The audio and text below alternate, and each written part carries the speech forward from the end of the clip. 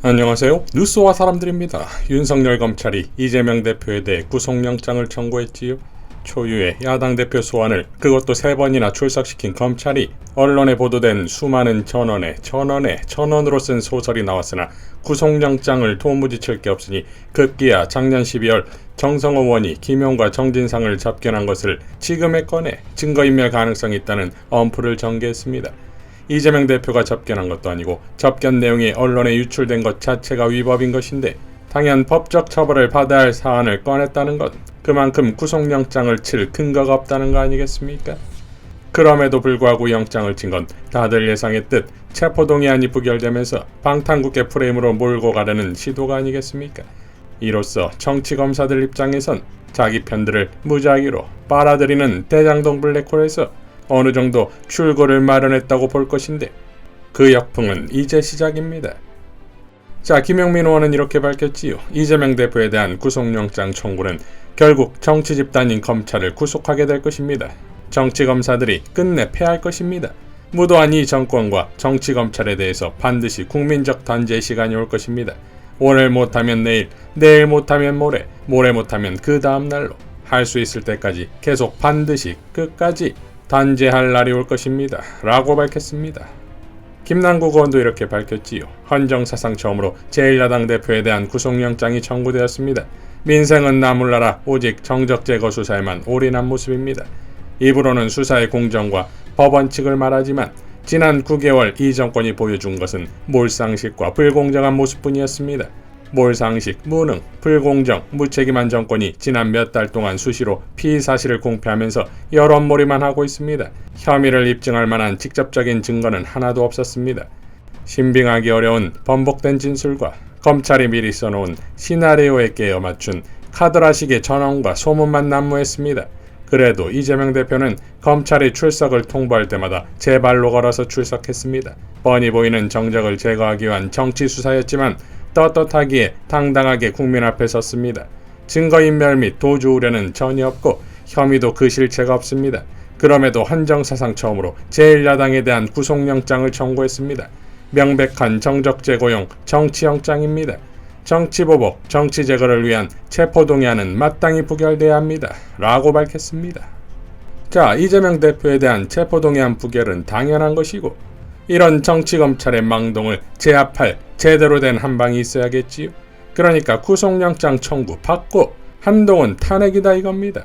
윤석열 검사 독재 정권이 구속영장 청구를 통해 전면전을 선포했듯이 민주당은 이제 선비 노릇할 것이 아니라 강력한 야성으로 더 큰 반격을 해야 한다 이겁니다. 그렇지 않다면 이재명 구속영장 청구가 마치 당연한 것으로 여기는 여론과 이를 증폭시킬 언론이 기다리고 있고 무엇보다도 지지자들에게 민주당은 이렇게까지 해도 앉아서 당하기만 하냐는 비판을 피할 수 없다 이거지요. 김용민 PD는 헌법 제65조 제1항, 헌법재판소법 제48조, 직무집행에 있어서 헌법이나 법률을 위반한 경우를 들며 검수원복으로 국회 입법권 침해, 국회 모독죄, 피의사실 공표죄 등을 거론했지요. 작년 8월 한동훈의 법무부는 국회가 입법한 검찰청법 개정안의 법항 중 등자를 착안해 검찰의 수사 범위를 다시 늘리는 시행령을 냅니다. 이에 대해 민변은 자의적 법 해석으로 국회 입법권을 무력화했다. 참여한다는 법 개정 취지를 거스르는 법기술적 꼼수다. 라고 비판했지요. 이에 대해 한동훈은 국회가 만든 법률 위임 범위에서 한치도 벗어나지 않았다고 반발하는데 그러면서도 빵 터지게도 이 법안이 위헌적 요소가 있다며 헌법소원을 냅니다. 작년 6월 김용민 의원은 이렇게 밝혔었지요. 당장 견제받지 않고 있다고 위헌장관 한동훈의 위법 행위들이 적법해지는 것은 아닙니다. 윤석열 징계 사건의 변호인단 교체, 고위공직자 인사검증 추진, 총장 패싱, 검찰 인사 등의 위법성과 검찰 정상화법에 대한 권한쟁의 심판, 수사기소 분리에 역행하는 검찰권 강화 시도 등은 모두 쌓여서 법적 책임으로 돌아갈 것입니다. 잘 준비하고 있겠습니다. 라고 밝혔었지요. 자, 한동훈의 국민 비호감은 대정부 질문 혹은 법사위에서 보인 민주당 의원들의 질문에 대한 답변 태도 때문이지요. 지난 예산안 처리 과정에서는 황운하 의원을 대놓고 지명하며 직업적 음모론자라고 발언했습니다. 흥미롭게도 김진표 국회의장은 한국방송기자클럽 토론회에서 한동훈의 행태에 대해 국회는 국민 대표가 모여 국정을 논의하는 자리고 국회의원 질문 뒤에는 30만 유권자의 눈이 쳐다보고 있다.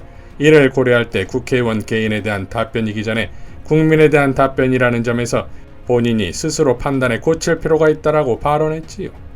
또한 국회에서 김건희 특검 촉구 농성 중인 최강욱 의원은 박시영TV 인터뷰에서 한동훈에 대한 태도가 달라진 것이 있냐는 질문에 이렇게 답변했습니다. 달라진 게 아니라 점점 증세가 심해지고 있지요. 그 특유의 어떤 전략이라고 표현하기에는 너무 좀 고급스럽고 수법이 있어요. 그러니까 뭔가 어떤 얘기를 하면 계속 본질에서 벗어나서 논점을 흐리는 새로운 플레이밍을 시도하거든요.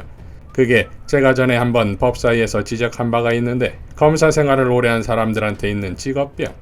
그러니까 자기들이 항상 그물을 치고 그 안에다가 피의자를 가두는 것을 유능한 일이라고 생각해왔고 그런 일들로 살아온 사람들이다 보니까 본인이 이런 상황에서 지금 이제 잘못이 지적되고 이것은 빠져나갈 수 없겠다 생각을 하면 그거를 국민들 앞에 성실하게 말씀을 드리고 설득하려는 게 아니라 딴소리를 해가지고 빠져나가는 수법을 쓰죠.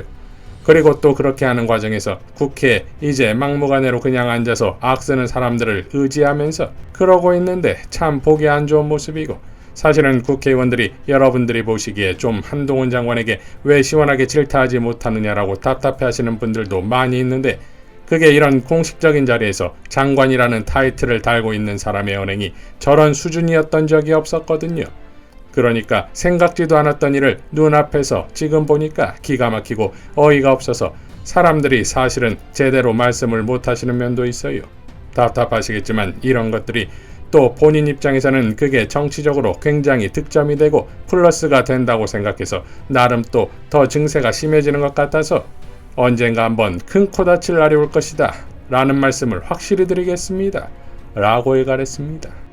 자, 한동훈은 또 노웅래 의원에 대해 돈봉투 소리가 났다는 등의 발언을 해 피의사실 공표로 고발당했고 이재명 대표에 대해서도 사실상 범죄자처럼 언급한 바가 있지요. 더 탐사의 청담동 술자리 의혹이 아직 수사 결과가 나오지도 않았고 진실이 밝혀지지도 않은 상태에서 그것도 사건의 당사자가 국회 대정부 질문에서 가짜뉴스라고 확정지어 발언함으로써 일종의 수사 가이드라인이 될 수 있는 발언들을 여러 번 했습니다. 이에 대해 청담동 게이트의 제보자는 이렇게 밝혔지요. 존경하는 민주당 의원님들께 지난주 국회 대정부 질문에서 한동훈 장관은 아직 진실이 밝혀지지 않은 청담동 사건에 대해 지속적으로 가짜뉴스라 주장합니다. 아니 가짜뉴스야만 하는 거지요. 하지만 경찰은 석 달째 수사 결과를 발표하지 못하고 있습니다. 그런데 스스로 가짜뉴스라 결론 내놓고 수사 가이드라인을 제시하는 듯한 한 장관에 왜 다들 침묵하십니까? 무엇이 두려운가요? 한동훈이 그리 자신만만하게 말했던 결정적 이유는 목격자 첼이 11월 24일 청담동 술자리가 거짓말이라고 말했기 때문 아니었나요?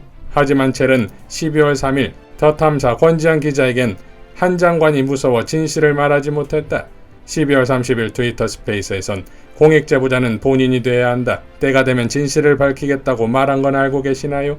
한동훈은 제보자인에게 10억 민사소송을 걸어왔습니다. 근데 재판 과정이 어찌 진행되는지, 한동훈이 어떤 증거를 제시하고 있는지, 심지어 고소장 내용은 어떤지 알고 계십니까? 오히려 한동훈 장관이 이 사건을 워터게이트 사건처럼 스스로를 늪에 빠뜨리는 게 아닐까 하는 생각은 안 해보셨는지요? 알다시피 워터게이트는 미국 민주당 본부에서 불법 녹취가 발견된 것을 시작으로 결국 닉슨 이사에만 결정적 이유는 이거였습니다. 거짓말 라고 밝혔습니다. 자, 괴물과의 싸움에서 정정당당하게 맨주먹 싸움이 되겠습니까? 괴물보다 더 강력한 갑옷과 무기가 있어야 하는 것이고 모든 전투는 기만술이 되어야 하듯 사자의 심장과 여우의 머리로 그야말로 국회가 행사할 수 있는 권한의 풀파워로 윤석열 검사 독재 정권과 정면 대결을 펼쳐하는 것이며 이 전쟁은 곧 민주주의냐 독재냐를 판가름하는 대결인 것인데 그러니 결코 패배해서는 안되며 패배하지도 않을 것입니다. 그 이유를 최백은 교수의 글로 대신하겠습니다. 2022년 3월 대통령 선거에서 1614만 7738명의 지지를 얻은 당선자 윤석열과의 격차가 0.73%포인트에 불과한 현재 제1의 당대표에 대한 구속을 시도하고 있다. 이유는 간단명료하다.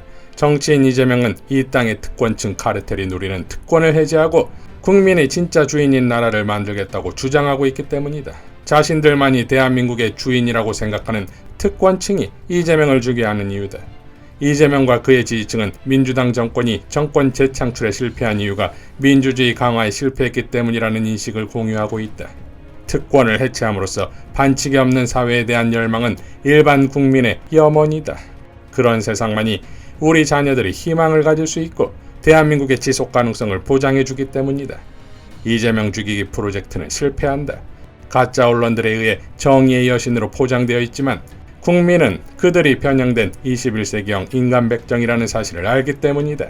특권층 카르텔이 염원하는 21세기형 세습사회가 완성되려면 1614만 7738명의 국민을 모두 죽여야만 가능할 것이다. 1614만 7738명의 국민 하나하나가 모두 이재명이기 때문이다. 이상 뉴스와 사람들이었습니다. 시청해주셔서 감사드립니다.